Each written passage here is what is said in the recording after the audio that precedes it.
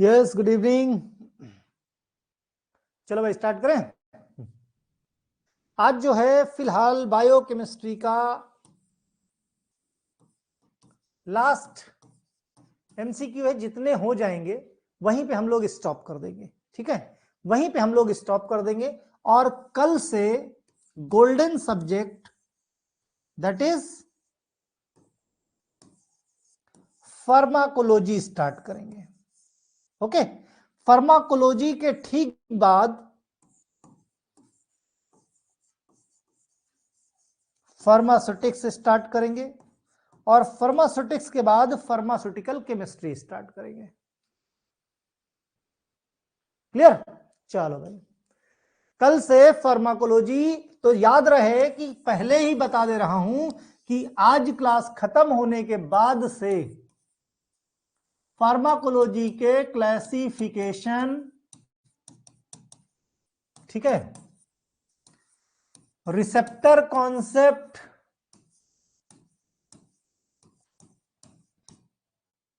General pharmacology, पहला chapter, ठीक, ये सब जरूर, क्योंकि देखो बिना जनरल फार्माकोलॉजी पढ़े हुए आप फार्माकोलॉजी में आगे कुछ कर ही नहीं सकते। बिना क्लासिफिकेशन से आपको सभी ड्रग के बारे में पता चलेगा। ठीक है, और ये ड्रग्स बाइंड कहां पे होती हैं? रिसेप्टर पे। तो जब भी आपको क्लासिफिकेशन की बात कराई जाएगी, जब भी किसी कैटेगरी का आप क्लासिफिकेशन याद करते हो, तो उस कैटेगरी, यस, उस कैटेगरी के ड्रग्स के बारे में आपको पता चलेगा। यस सना, हैप्पी बर्थडे। पता नहीं था इसका बर्थडे भी है क्या आज? गुड। हाँ भाई, मेरा केक भिजवा देना।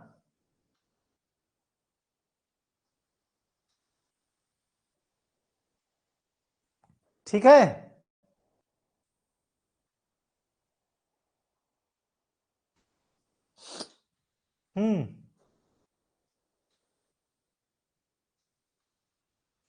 ठीक। देखो, क्लासिफिकेशन से आपको ड्रग का पता चलता है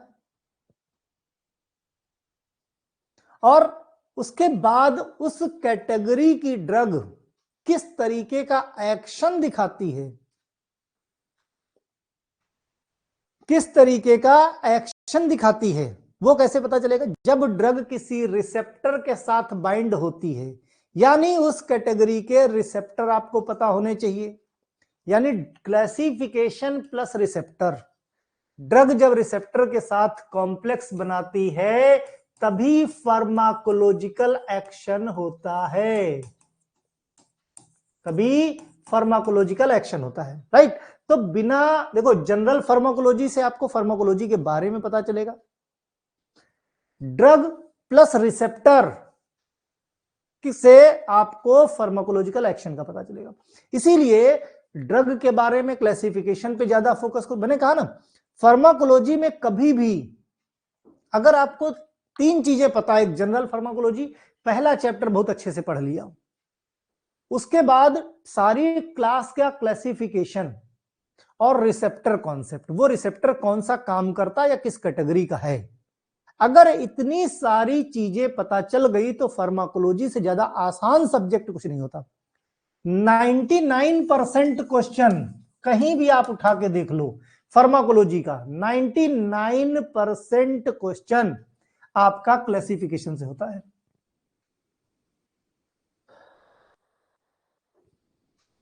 समझ गए? 99% क्वेश्चन क्लासिफिकेशन से होता है।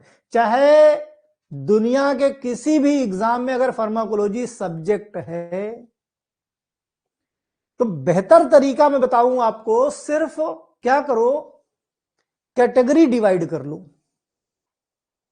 है ना? कैटेगरी डिवाइड करो, कैटेगरी डिवाइड, जैसे केडी त्रिपाठी की फार्माकोलॉजी की बुक देखो, कैटेगरी वाइज है। अब कैटेगरी वाइज तुम क्या करो, ड्रग की, तुम चैप्टर वाइज नहीं, कैटेगरी वाइज ड्रग का क्लासिफिकेशन याद कर लो। अब कोई कैटेगरी अगर सेंट्रल नर्वस सिस्टम सप्रेसेंट है तो उसमें पाई जाने वाली जितनी ड्रग हैं सब सेंट्रल नर्वस सिस्टम को सप्रेस करेंगी। कोई कैटेगरी अगर सेंट्रल नर्वस सिस्टम स्टिमुलेंट है तो उसमें भले ही 1000 ड्रग हों, 1000 की हजारों ड्रग क्या करेंगी, एक ही रिसेप्टर से बाइंड करेंगी जो रिसेप्टर सेंट्रल नर्वस सिस्टम को स्टिमुलेट कर देता है। बताया ना कि जब मैंने जीपैट क्वालिफाई किया था, जीपैट को 2008 तक गेट कहते थे, ग्रेजुएट एप्टीट्यूड टेस्ट होता था, राइट। उसी को अब जीपैट बोलते हैं। क्या बोलते हैं, जीपैट बोलते हैं, ग्रेजुएट फार्मेसी एप्टीट्यूड टेस्ट। जब हम लोग पढ़ते थे, अब तो खैर कोचिंग्स वगैरह का ट्रेंड आ गया है जीपैट वगैरह का, कि लोग जीपैट गेट इन सबकी कोचिंग किया करते थे। हम लोगों के समय कोचिंग का ट्रेंड ही नहीं था, ऑनलाइन सिस्टम नहीं था, मोबाइल पे इनकमिंग आउटगोइंग डेटा जाता था, है ना। तो ऑनलाइन क्लास का तो बहुत दूर की बात है। हम मोबाइल में बात करने के लिए तो पैसे नहीं लेते थे, 1 GB में पूरा महीना चला लेते थे। जब गेट था 2008 तक, तो 2007 2008 है ना, 2 बार क्वालिफाई किया मैंने। उस वक्त सबसे ज्यादा जो फोकस था, तब ये नहीं पता रहता था, कोई बताने के लिए थोड़ी था कि कौन सा सब्जेक्ट ज्यादा पूछा जाता है। सबसे ज्यादा फोकस फार्माकोलॉजी पे था, दूसरा फोकस फार्मास्यूटिक्स पे था, तीसरा फोकस फार्माकोलॉजी पे था, है ना। बाकी माइक्रोबायोलॉजी, ह्यूमन एनाटॉमी, फिजियोलॉजी, ये सब इतना बचपन से आता था। थोड़ा सा केमिस्ट्री का पार्ट, खासकर ऑर्गेनिक इनऑर्गेनिक केमिस्ट्री, वो ऑलरेडी मेरी हमेशा से स्ट्रांग रही है ना। तो कुल मिला के अगर बात की जाए तो इसमें नंबर जिस वे में मैंने लिखा है उसी तरह मैंने तैयारी करी थी। कोई भी एग्जाम हो उसमें कुछ पेट सब्जेक्ट होते हैं। सबसे ज्यादा मैंने फार्माकोलॉजी, केडी त्रिपाठी का क्लासिफिकेशन एक तरफ से मैंने रट डाला था। मतलब मुझसे अगर पूछ लो तो मैं बता दूंगा कि किसी भी कैटेगरी का नाम ले लो तो मैं बता सकता था कि उस चैप्टर में, उस क्लासिफिकेशन में इस नंबर पे लिखी है ये वाली ड्रग, केडी त्रिपाठी याद हो गई थी। ठीक, उसके बाद फार्मास्यूटिक्स सब बहुत स्कोरिंग, फार्माकोग्नोसी और केमिस्ट्री, केमिस्ट्री बहुत कम पढ़ा था और ये दिमाग में था कि ये मुझे आता है। Microbiology, human anatomy, physiology, analysis, ये सब थोड़ा बहुत मुझे वैसे भी समझ में आती थी। मतलब मैं बता रहा हूं, ये जो 3 सब्जेक्ट थे जिन पे मैंने सबसे ज्यादा फोकस किया था। और आज की डेट में जो हुआ है, गेट 2 बार क्वालिफाई और जीपैट जब एमफॉर्म फर्स्ट ईयर 2009 में एडमिशन लिया तो हंसते खेलते गए और जीपैट निकाल दिया था। तो कोई बहुत बड़ी चीज नहीं करेंगे, मतलब किसी भी एग्जाम को देने की एक स्ट्रेटजी होती है। तो फार्माकोलॉजी पढ़ने में बहुत, एक बार फार्माकोलॉजी अच्छे समझ में आ जाएगी ना तो आधे डॉक्टर बन जाओगे। और तुम लोगों की तो चाहत है पूरे डॉक्टर बनने की। फार्मेसी वाला हमेशा चाहता है काश डॉक्टर के बराबर नॉलेज हो जाए। फार्माकोलॉजी पढ़ो, बहुत नॉलेज इंक्रीज होगा भाई। कैटेगरी वाइज तुमको ड्रग पता चल जाएगी ना, ठीक है। चलो भाई, बाकी जब मैं फार्माकोलॉजी स्टार्ट करूंगा कल से तो बीच बीच में आपको बताता रहूंगा कि कहां पे कैसे क्या करना है। ओके, आज शुरू करते हैं। Beta oxidation is a process that primarily provides the energy during which condition. Learn हो जाता है लेकिन बाद में मिक्स हो जाता है। उसका सबसे सही तरीका है हमारी टेस्ट सीरीज।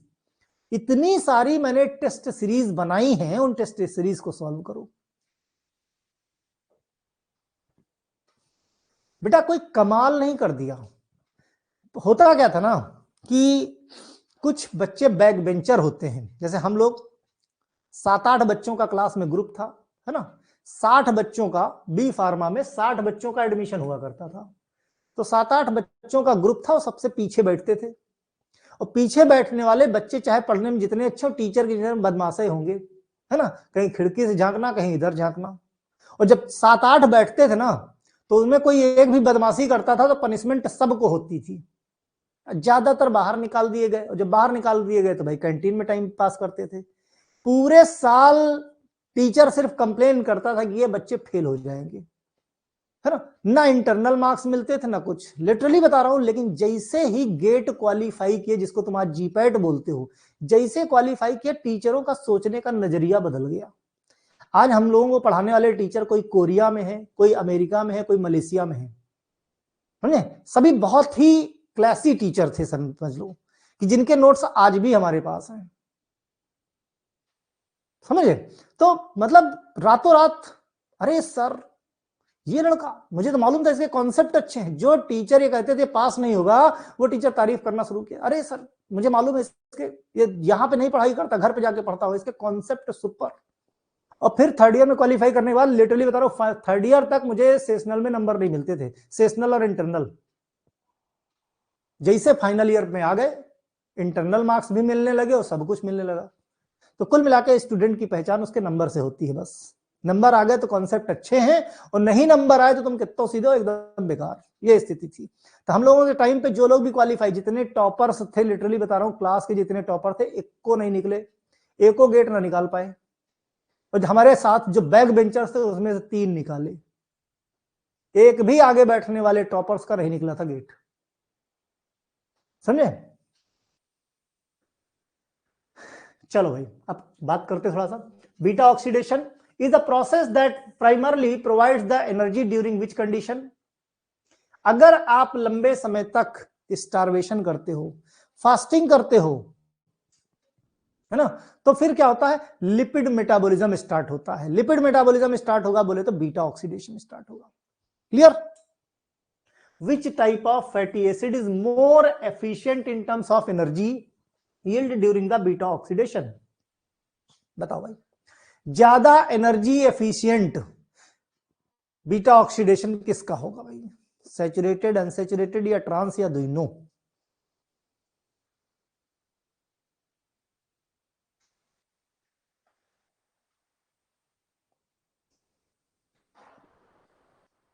पुनीता ज्यादा हेडक हो मेडिटेशन करो, ज्यादा टेंशन ना लो, है ना, हेडक ज्यादा नहीं लेना चाहिए बच्चों को। अभी से हेडक लेने लगे तो मां से बच्चे में हेडक बहुत जल्दी जाता है। यस, देखो जो सैचुरेटेड फैटी एसिड होता है, जो सैचुरेटेड फैटी एसिड होता है, ज्यादा एफिशिएंट होता है, ज्यादा एनर्जी देता है in terms of unsaturated. Unsaturated tasty जरूर होगा, लेकिन एनर्जी पॉइंट ऑफ व्यू से सैचुरेटेड फैटी एसिड ज्यादा बढ़िया होता है। मैंने बताया भी था जब बीटा ऑक्सीडेशन पढ़ाया था। Which of the following process is responsible for the synthesis of proteins in cell? Yes, which of the following process is responsible for the synthesis of protein in the cell? क्या बोलते हैं उसको? Yes, that is called translation. बिल्कुल सही है ना, translation. ठीक। What is the name of the process by which the amino acid are removed from the protein during degradation? What is the name of the process by which the amino acid are removed from the protein during degradation? क्या बोलते हैं उसको? Yes, बिल्कुल सही, that is called deamination. क्या बोलते हैं? Deamination reaction. The nitrogen in amino acid is excreted from the body in the form of, किस फॉर्म में नाइट्रोजन बॉडी से एक्सक्रीट होता है? बिल्कुल बेसिक सिंपल क्वेश्चन। हमने कहा लास्ट दिन है, थोड़ा एंजॉय कर लो, नहीं डिप्रेशन में आ जाते हो ना तुम लोग, अरे सर आज तो बहुत गलत हो गए। Right, yes, that is called urea. Which of the following is the pancreatic enzyme? बताओ इनमें से पैंक्रियाटिक एंजाइम कौन सा है, यानी पैंक्रियाज कौन कौन से एंजाइम को सिक्रीट करता है?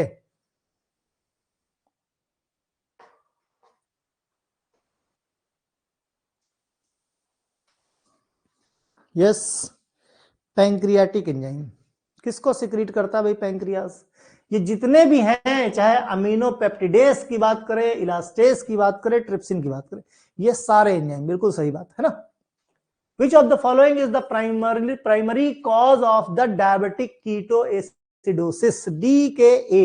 कई बार डायबिटिक कीटोएसिडोसिस ना लिख के DKA लिख देते हैं, वहां बच्चा कंफ्यूज हो जाता है, अरे बाप रे क्या है भाई, तो हम तो कभी सुनबे नहीं भाई, है ना। तो ध्यान रखना भाई, डायबिटिक कीटोएसिडोसिस, कुछ टीचर बहुत खतरनाक होते हैं। Primary cause yes, ketoacidosis के लिए इंसुलिन की जब डेफिशिएंसी होती है या हमारी बॉडी इंसुलिन रेजिस्टेंट हो जाती है, खासकर yes diabetes mellitus type 2 diabetes के पेशेंट को ये दिक्कत बहुत होती है, कीटो एसिडोसिस, है ना भाई। अगर ज्यादा हो गया, पेशेंट इंसुलिन ले नहीं पा रहा है, नहीं ले पाएगा तो ग्लूकोज से ग्लाइकोजन नहीं बन पाएगा। और जब भी आप फास्टिंग पे रहते हो, प्रोलॉन्ग फास्टिंग पे रहते हो, तो जब ज्यादा ग्लाइकोजन नहीं है शरीर के अंदर, सोच के देखो, ज्यादा ग्लाइकोजन नहीं है तो वापस इमरजेंसी कंडीशन में ग्लाइकोजन से ग्लूकोज वापस नहीं बन पाएगा। पॉइंट है कि नहीं? ग्लूकोज नहीं बन पाएगा तो हमारी बॉडी को एनर्जी कहां से मिलेगी? तो फिर एक ही चीज बचती है, लिपिड मेटाबॉलिज्म, बीटा ऑक्सीडेशन, और जैसे हुआ वैसे ही क्या होगा, कीटोन बॉडी कीटोजेनेसिस हो जाएगी। तो डायबिटीज की वजह से ये हो रहा है, इसीलिए इसको क्या बोलेंगे, डायबिटिक कीटो एसिडोसिस। क्लियर हुआ पॉइंट? इंसुलिन की डेफिशिएंसी से या पेशेंट इंसुलिन से रेजिस्टेंट हो जाए, दोनों कंडीशन में, टाइप 1 टाइप 2 कोई भी डायबिटीज हो तो उस कंडीशन में कीटो एसिडोसिस हो सकती है। और कीटो एसिडोसिस हुई तो इसकी वजह से रेनल इंपेयरमेंट हो जाता है, रेनल इंपेयरमेंट हो जाता है, जिसको बोल सकते हो किडनी में इन्फ्लेमेशन हो जाएगा, किडनी में इन्फ्लेमेशन हो सकता है, धीरे धीरे करके किडनी फेल्योर हो सकती है। क्योंकि हमारे शरीर की जो छन्नी है, छन्नी क्या होती है, किडनी होती है। घर में जो छन्नी होती है उसे चाय छानते हो, कहीं अगर स्ट्रॉन्ग HCl छान लिए तो प्लास्टिक की छन्नी क्या होगी, टूट जाएगी। उसी तरीके से हमारे शरीर में टिश्यूज की बनी हुई छन्नी है, सेल्स है, प्रोटीन की बनी है, और कीटो एसिडोसिस हो गई तो क्या हुआ, एसिड अगर ज्यादा हुआ तो हमारे शरीर में जो छन्नी है उसका काम एसिड को छानना नहीं है भाई, ब्लड फिल्टर करना है। अगर ज्यादा एसिड हुआ तो फिर दिक्कत है ना। तो कई सारी समस्याएं हो सकती हैं, इसीलिए जो पेशेंट आजकल खिलवाड़ हो गया है, डायबिटीज हर दूसरे तीसरे को डायबिटीज हो जाती है, और डायबिटीज को लोग लाइटली ले लेते हैं, और जिसमें से 95% डायबिटीज आपकी लाइफ स्टाइल वाली है। और लाइफ स्टाइल वाली डायबिटीज आप किसी भी उम्र में रिवर्स कर सकते हो मेहनत करके, समझ गए? ठीक, हाँ चलो भाई next, which of the following is primary treatment for diabetic ketoacidosis. चलो भाई, अगर किसी को डायबिटिक कीटो एसिडोसिस हो गई तो उससे बचने के लिए क्या है? यस, बच्चों को भी होता रहता है ना। अगर हो गई तो क्या करोगे? यस, इंसुलिन की डेफिशिएंसी की वजह से बीमारी हो रही है। अगर डायबिटिक कीटो एसिडोसिस को ठीक करना है तो इंसुलिन की कमी को पूरा कर दिया जाए, यानी इंसुलिन थेरेपी दे दिया जाए, पेशेंट ठीक हो जाएगा। Which of the following is the potential complication of untreated diabetic ketoacidosis? अगर लंबे समय तक है, अगर अनट्रीटेड छोड़ दिया गया तो क्या होगा? यस, बिल्कुल सही, क्या होगा? रेनल फेल्योर हो जाएगा, जिसकी बात हम अभी डिस्कस कर रहे थे। How does the insulin treatment help reverse the ketoacidosis in the diabetic patient? किस तरीके से इंसुलिन मदद करता है कीटो एसिडोसिस को रिवर्स करने के लिए, बोले तो कीटो एसिडोसिस को ठीक करने के लिए?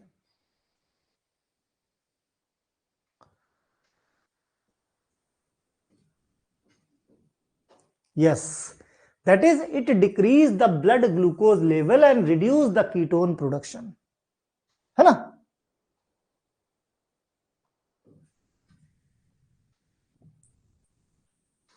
ठीक, where does the urea cycle occur? Where does the urea cycle occur?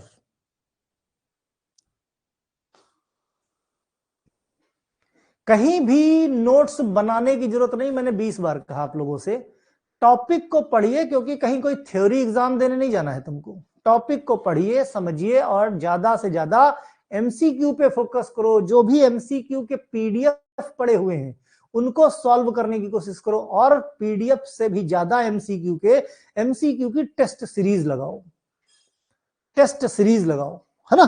सबसे ज्यादा अगर कोई चीज तुमको फायदा कर सकती है, किसी भी गवर्नमेंट फार्मेसी के एग्जाम की बात कर लें या किसी भी एग्जिट एग्जाम, किसी तरह का एग्जाम अगर फार्मेसी बेस्ड है, जितनी ज्यादा टेस्ट सीरीज लगाओगे उतना ज्यादा कॉन्फिडेंस होगा, उतना ज्यादा कॉन्सेप्ट क्लियर होंगे तुम्हारे, ध्यान रखना। Yes, one of the main तुम्हारा हथियार टेस्ट सीरीज है, ये जान लो। और जहां पे टेस्ट सीरीज में फंस जाओ, उस टॉपिक को तुरंत नोट कर लो, है ना, उस टॉपिक को तुरंत नोट करो, उसका वीडियो देख लो। हो सकता है कोई नई टेस्ट सीरीज मैंने डाली तो हो सकता है तुम्हारे 5 सही हो, फिर वापस उसकी वीडियो देखो, फिर टेस्ट सीरीज लगा, हो सकता है आपकी 10 सही हो जाए, कुछ गड़बड़ हो फिर वीडियो देखो, हो सकता है आपकी 15 सही हो जाए, आपकी 20 सही हो जाए। लगा मीन्स अभी जो टेस्ट सीरीज, तब तक मत रुको उस टेस्ट सीरीज में जब तक सारे के सारे सही ना हो जाए, और जब सारे सही हो जाएं तो फिर 4-6 दिन बाद फिर से उसको लगा के देखो, फिर तुमको 2-4 भूल जाओगे। इस तरह प्रैक्टिस बीच बीच में करते रहो, देखो एक समय आएगा कि तुमको सारे क्वेश्चन अपने आप रट जाएंगे। मैंने सिस्टम बना रखा है कि ये ऑप्शन टेस्ट सीरीज में हर बार बदल जाएंगे, हर बार जितने बार लगाओगे ये ऑप्शन जो ए में था वो बी में चला जाएगा, जो बी में था वो सी में चला जाएगा। कई बच्चों ने फोन किया कि सर इससे बड़ी हेल्प मिल रही है, अदरवाइज क्या होता था, इसका ए सही है, उसका बी सही है, उसका सी सही है ना। ये नया फीचर लेके आए हैं हम, अदरवाइज तुमको रट जाता था। बच्चे कहे सर वाली टेस्ट सीरीज तो हमको रट गई है, सब में ए मार दो, बी मार दो, सी मार दो, डी मार दो। अब लगाओ बेटा, हर बार जितने बार लगाओगे उतने बार चेंज, मतलब उतने बार दिमाग खपाना पड़ेगा, समझ गए। अदरवाइज टेस्ट सीरीज का मतलब ही खत्म, तुमको तो याद हो जाएगा ना भाई, 10 मान लिया 50-55 टेस्ट सीरीज पड़ी हुई है, एक दिन में मिनिमम, अभी तुम्हारे पास हर एग्जाम, जिस एग्जाम की, चाहे आरआरबी की तैयारी करो, चाहे उत्तराखंड की तैयारी करो, चाहे एग्जिट, सफिशिएंट समय है, 5 टेस्ट सीरीज कम से कम, ज्यादा जितनी लगा पाओ, ठीक। यस, सही रहता ना, इसी में मजे हैं। चलो भाई, where does the urea cycle, कहां पे, यस बिल्कुल सही है, that is mitochondria and cytoplasm, दोनों जगह पे होती है। माइटोकॉन्ड्रिया एंड साइटोप्लाज्म दोनों जगह यूरिया साइकिल, आधी यूरिया साइकिल माइटोकॉन्ड्रिया में, आधी यूरिया साइकिल साइटोप्लाज्म में, ठीक है। Which of the following is the first step of urea cycle, हमें मालूम है तुम लोगों को रट जाती थी शुरुआत में। कई बच्चे कहते सर अब टेस्ट सीरीज से बोर होने लगे थे, और जैसे ये फीचर लेके आ गए उसके बाद कहते अब तो लग रहा है पहली बार लगा रहे हैं, हर बार ऑप्शन का नंबर चेंज हो जाएगा, जो ए में था वो डी में आ जाएगा, जो डी में था वो सी में चला जाएगा। आओ अब मजे लो। Yes, first step of urea cycle, formation of carbamoyl phosphate, formation of carbamoyl phosphate, ये 5 स्टेप है यूरिया साइकिल के, जिसने 5 स्टेप रट लिए उसको यूरिया साइकिल आ जाएगा, ओके। ठीक, देखो जहां पे जिस क्वेश्चन में भी तुमको डाउट होता है कि इस क्वेश्चन का हमको एक्सप्लेनेशन चाहिए, वहीं पे टेस्ट सीरीज में नीचे रिपोर्ट का ऑप्शन है, जैसे तुम रिपोर्ट पे क्लिक करते हो वो हमारे पास आ जाता है, मैं उसको चेक कर लेता हूं कि इसमें प्रॉब्लम क्या है। टेस्ट सीरीज लगा लो 100% कोई भी एग्जाम फार्मेसी का। यस उमेश, बिल्कुल सही है बेटा, ठीक। सना तुमने रिपोर्ट किया है, मैं देख लूंगा उसको। ये यूरिया साइकिल है, यूज्ड टू है, तुमको पता है ना। What is the primary function of urea cycle, urea cycle का प्राइमरी फंक्शन क्या है, what is the primary function of urea cycle. बताया ना कि नंबर ऑफ क्वेश्चन ज्यादा लगाने से कॉन्सेप्ट बढ़ते हैं, इसीलिए मैं हमेशा फोकस करवाता हूं टेस्ट सीरीज पे। बहुत सारी थ्योरी क्लास लेने के बाद भी बहुत सारे ऐसे क्वेश्चन हैं जो छू नहीं पाते हो तुम, थ्योरी के बाद भी वो सारे क्वेश्चन यहां कवर हो जाते हैं with explanation. Primary function of urea cycle, yes, urea का काम ही है डिटॉक्सिफिकेशन ऑफ अमोनिया, क्योंकि अमोनिया अगर आपके ब्लड में अमोनिया का लेवल ज्यादा हो गया तो ये अमोनिया आपके दिमाग तक पहुंच जाती, न्यूरोलॉजिकल डिसऑर्डर्स, अमोनिया से क्रिएट कर देगी ब्लड में, जो कि खतरनाक है। Which enzyme catalyse the formation of carbonyl phosphate, कौन सा एंजाइम है जो कार्बामोइल फॉस्फेट बनने में कैटालिसिस का काम करता है। अगर यूरिया साइकिल याद है तो पता होना चाहिए। Yes, carbamoyl phosphate synthetase 1। Arginase का क्या फंक्शन है?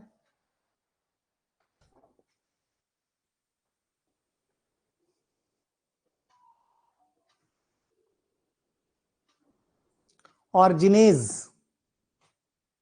यस, आर्जिनेज क्या करता है भाई? नाम से पता चलता है, आर्जिनिन को यूरिया और ऑर्निथिन में कन्वर्ट कर देता है। आर्जिनिन को यूरिया एंड ऑर्निथिन में कन्वर्ट कर देता है। देखो आर्जिनेज क्या काम कर रहा है। देखो आर्जिनिन को, आर्निजेज आर्जिनिन को क्या यूरिया और ऑर्निथिन में कन्वर्ट कर देता है। ठीक है ना? इतने सारा कोई पॉइंट बचेगा ही नहीं इसमें, सारे पॉइंट की प्रैक्टिस करवा देंगे। इसी तरह सारे साइकिल का याद करने का सबसे सही तरीका, जो चीज याद ना हो उसको एमसीक्यू में कन्वर्ट कर लो। मैंने पहले भी कहा, जो भी टॉपिक ना समझ में आए किसी भी सब्जेक्ट में, वो मुझे मैसेज करो, उसके हम एमसीक्यू बना देंगे। एमसीक्यू जहां कई बार लगाए अपने आप रट जाता है। अब तक बच्चों को टेस्ट सीरीज रट गई होती, ये तो कहो हमने ऑप्शन फ्लैक्चुएट कर दिए, तो फिर वहीं आ जाते हो एकदम। Yes, which of the following condition would be most likely to increase the activity of urea cycle. कल से टेस्ट सीरीज इसकी मिलनी शुरू हो जाएंगी और 2-4 दिन में जितने क्वेश्चन हमने 700-800 जो भी क्वेश्चन हमारे हो जाएंगे, वो सारे क्वेश्चन की टेस्ट सीरीज तुम लोगों को प्रोवाइड करा दी जाएगी।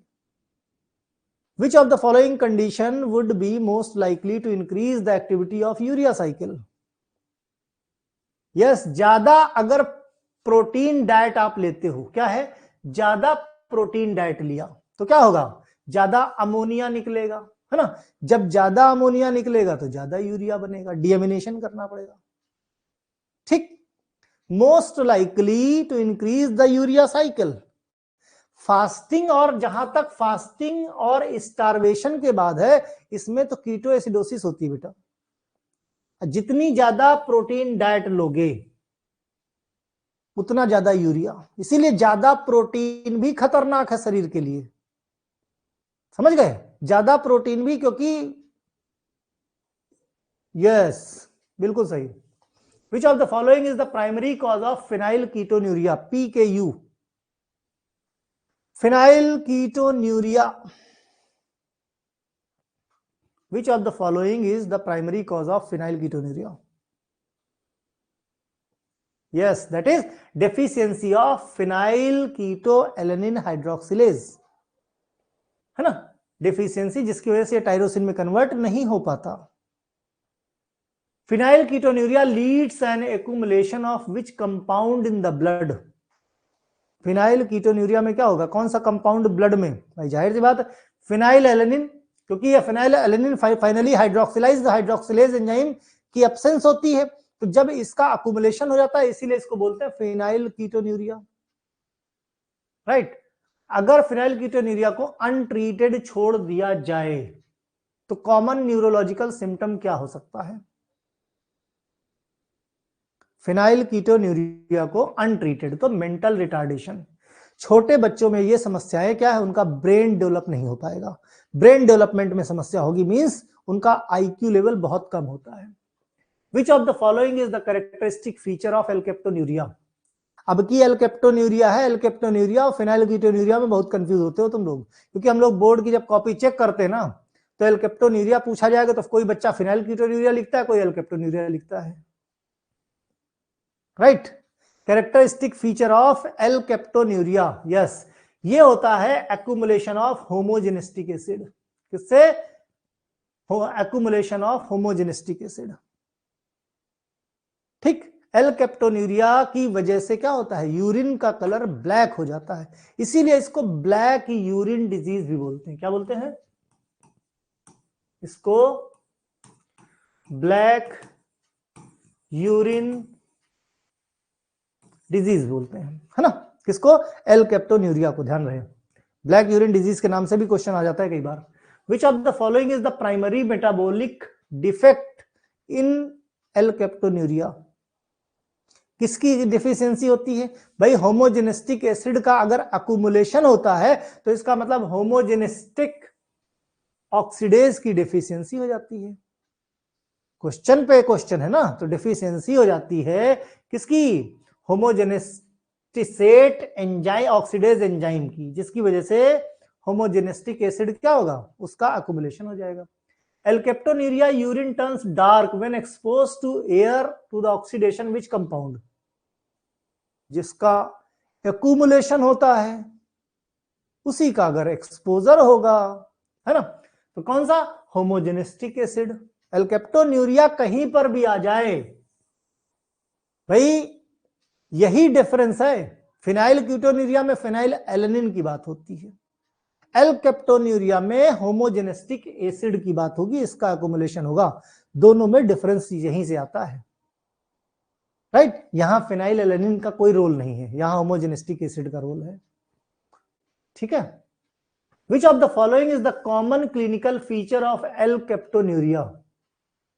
कॉमन क्लिनिकल फीचर अभी डिस्कस किया था, क्या, प्रोग्रेसिव ज्वाइंट डैमेज।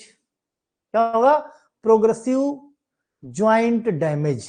कैसे, progressive joint damage common clinical features of alkaptonuria. वैसे तो बहुत सारी समस्याएं आती हैं, ध्यान से देखो, L-कैप्टोन्यूरिया से बहुत सारी चीजें हैं, है ना। Bluish black discolouration of connective tissue, bluish black colour हो जाते हैं कनेक्टिव टिश्यू। आर्थराइटिस होती है, ज्वाइंट पेन होती है, कार्टिलेज डैमेज, क्या होता है, टेंडन इश्यू और ज्वाइंट रिप्लेसमेंट तक की नौबत आ जाती है। किससे, अगर एल्केप्टोन्यूरिया ज्यादा हो गया तो, यानी प्रोटीन मेटाबॉलिज्म में डिसऑर्डर। भाई एल्केप्टोन्यूरिया का है, उनसी डिजीज है, प्रोटीन मेटाबॉलिज्म की डिजीज है कि नहीं। तो सोच के देखो, प्रोटीन की वजह से कितनी सारी समस्याएं, कितनी सारी समस्याएं हो रही हैं। चाहे फिनाइल कीटोन्यूरिया की बात किया जाए, चाहे एल्केप्टोन्यूरिया, दोनों प्रोटीन मेटाबॉलिज्म की डिजीज है। ज्वाइंट पेन देख लो, which of the what is the main treatment for phenylketonuria. Phenylketonuria protein metabolism है, प्रोटीन ज्यादा हो गया या प्रोटीन का मेटाबॉलिज्म नहीं हो पा रहा है, तो प्रोटीन का मेटाबॉलिज्म नहीं हो पा रहा है तो प्रोटीन को खाना बंद कर दो या मिनिमम प्रोटीन इनटेक करो, यानी प्रोटीन को रिस्ट्रिक्ट कर दो, फिनाइल कीटोन्यूरिया वैसे ही ठीक हो जाएगा, right. Which form of jaundice is the most commonly seen in the newborn. जो नए बच्चे होते हैं उनको, ज्यादातर बच्चों को, 99% बच्चों को जॉइंडिस की शिकायत, मतलब पीलापन होता है, जो अपने आप ठीक होता है। मतलब ऐसा नहीं कि किसी बीमारी की वजह से या किसी चीज की वजह से उन बच्चों को हो जाती है। इसमें हेपेटोसेलुलर जॉइंटिस नहीं होती, इसको फिजियोलॉजिकल जॉइंटिस बोलते हैं। बच्चा मां के पेट से जस्ट पैदा होके बाहर आया है, अभी बॉडी ने सही तरीके से काम करना शुरू किया है, यानी बॉडी की जो फिजियोलॉजी है अभी वो एडजस्ट कर रही है, इसीलिए फिजियोलॉजिकल जॉइंटिस बोलते हैं। हेपेटोसेलुलर जॉइंटिस तो उसको बोल रहे जिसमें कि उसको किसी तरह की कोई प्रॉब्लम हो, लीवर में कोई प्रॉब्लम थोड़ी है, अभी तो लीवर ने जस्ट काम करना शुरू किया है, पूरा डेवलप भी नहीं हुआ है। न्यूबॉर्न में भी यही एक वजह है कि छोटे बच्चे को हमेशा जॉइंटिस हो जाती है, समझ गए। तो वो कोई घबराने वाली बात नहीं होती, ये अपने आप डॉक्टर के जैसे डॉक्टर कहेगा दूसरे दिन आएगा डॉक्टर, अरे बच्चे को वेंटिलेटर पे रखना, इसको जॉइंटिस हो गई। और जहां तुमने कहा वेंटिलेटर पे रखना है, माँ और बच्चे दोनों, इसे दोनों को समस्याएं होती, कभी नहीं जरूरत है वेंटिलेटर पे। जितने अच्छे हॉस्पिटल्स होंगे और सही डॉक्टर होंगे, डॉक्टर यही कहेंगे कुछ जरूरत नहीं किसी वेंटिलेटर की। मेरे बच्चे को भी हुआ था, दोनों को हुआ था, समझ गए। अब ये कहो कि हम लोग जागरूक थे, बट डॉक्टर का तो काम ही है, यस, पर डे का 7-8 हजार रुपए वेंटिलेटर का चार्ज है, और कम से कम 4-6 दिन तो रख ही लेते हैं। सीधा सा जिसके बच्चे हो, जिसको भी ये समस्या हो, सुबह शाम की धूप दिखाओ।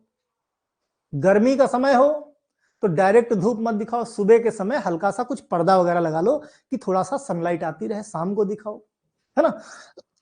सुबह शाम की धूप दिखाओ, अपने आप दूसरे दिन से ही बच्चे का कलर इंप्रूव होना शुरू हो जाए। कोई जरूरत नहीं होती है पीला पड़ने पर, जॉइंटिस के में होने पे छोटे बच्चे को, ये फिजियोलॉजिकल होता ही होता है, राइट। यस, फोटोथेरेपी ही उसका एक ट्रीटमेंट है, वो भी तो लाइट ही दे रहे हैं वेंटिलेटर पे, और क्या है। और वेंटिलेटर का तो साला का भरोसा है, तो सही चल भी रहा है कि नहीं चल रहा है, का मतलब भरोसा उसका, तो इसलिए भैया ठीक नहीं है सब, है ना। खैर चलो आगे। विच of the following is the primary cause of haemolytic jaundice? Primary cause of haemolytic jaundice, haemolytic बोले तो ब्लड सेल का डैमेज, लिटिक मतलब टूटना, उनके टूटने की वजह से जॉइंटिस हो रही है, मतलब increase the destruction of RBC, right. Which of the following condition में result in obstructive jaundice? Excuse me, obstructive jaundice, obstructive jaundice मतलब कुछ ऑब्स्ट्रक्शन आ गया है, रास्ता रुक गया है। और रास्ता कब रुकता है? अगर गॉल ब्लैडर के अंदर स्टोन हो जाए जिसकी वजह से बाइल डक्ट ब्लॉक हो जाती है। इसीलिए फिर उस क्या करते हैं, उस वहीं से गॉल ब्लैडर को निकाल, स्टोन नहीं निकालते, सीधा गॉल ब्लैडर निकाल देते, कुछ खास फर्क नहीं पड़ता, है ना। What is the primary cause of diabetic ketoacidosis? Primary cause भाई डायबिटिक कीटोएसिडोसिस का क्या है? लैक ऑफ इंसुलिन, है ना, लैक ऑफ इंसुलिन, इंसुलिन की कमी।